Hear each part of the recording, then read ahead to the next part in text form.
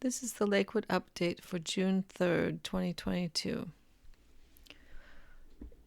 Yesterday, the parties of record for the 123rd Street speculative warehouse project got a notification from the city of Lakewood that after waiting for more than 1 year, the warehouse project was granted its permits for site development, floodplain development, and tree removal. We were particularly disturbed to hear this because we have spent the last year trying to convince the city that these trees were actually worth saving. They're critical habitat, confirmed by the habitat biologist from Washington Department of Fish and Wildlife.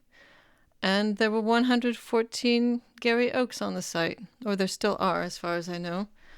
But the tree removal permit means that every single tree can be cut down on that 8.88 acres. And in addition to the 114 Garry oak trees, there are also approximately 40 other trees. So a total of around 150 trees will be cut down. If this weren't disturbing enough, the site is also on a 100-year floodplain near the Clover Creek, salmon-bearing Clover Creek.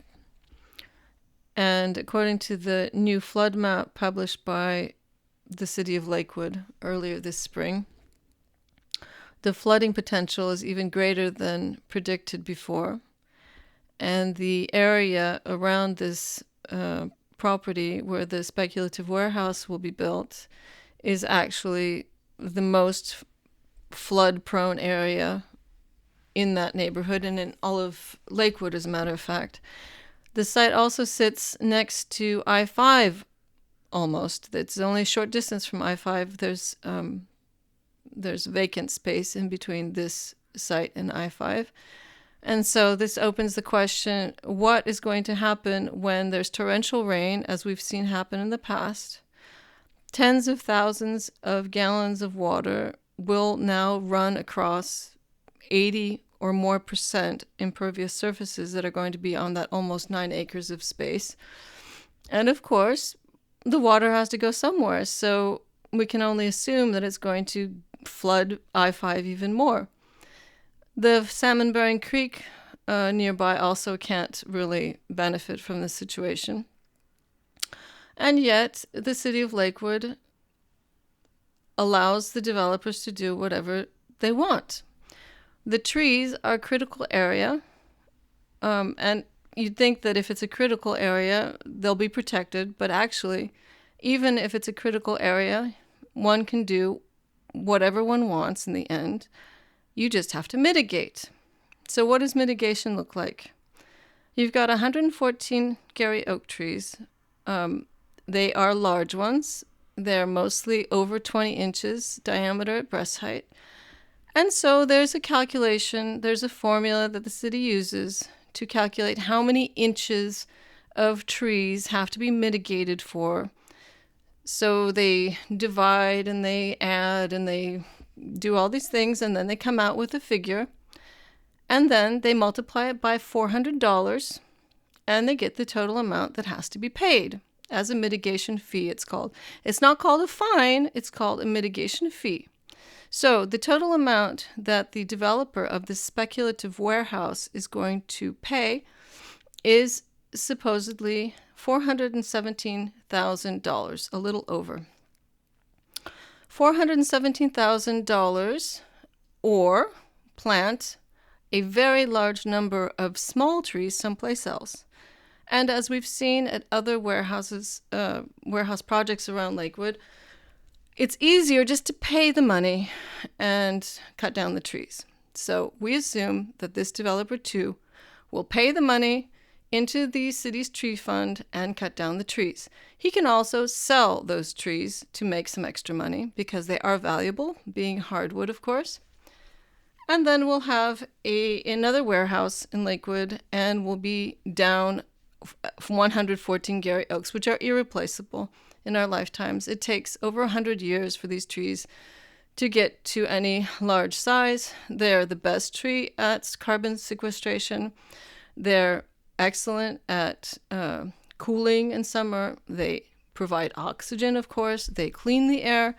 They infiltrate the water. So, in fact, not only do they damage the environment in Springbrook, this is the neighborhood that this is in, by paving the almost 9 acres of property with impermeable surfaces, they also damage the environment by taking away the trees that actually infiltrate the water into the aquifer below.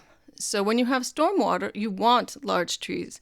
And oak trees, of course, having enormous root systems, are the best tree we have for infiltrating.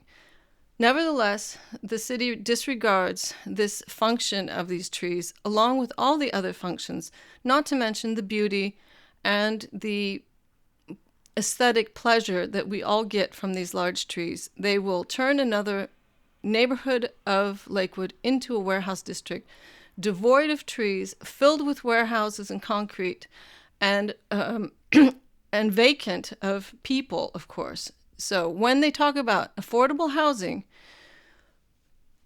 it rings not very true when you see entire neighborhoods depopulated and filled instead with warehouses where the most affordable housing in Lakewood used to be located. For example, Woodbrook, which is slightly to the south, also on the same side of I-5 as Springbrook is, and Springbrook. Both of these neighborhoods were rezoned industrial, and both are being filled with warehouses. We see the next one about to be built in Springbrook on 123rd. This is Bridgeport and 123rd. It's the first street to the left as you cross Bridgeport from the city toward the base, in case you'd like to go and take a look at the trees before they're all cut down.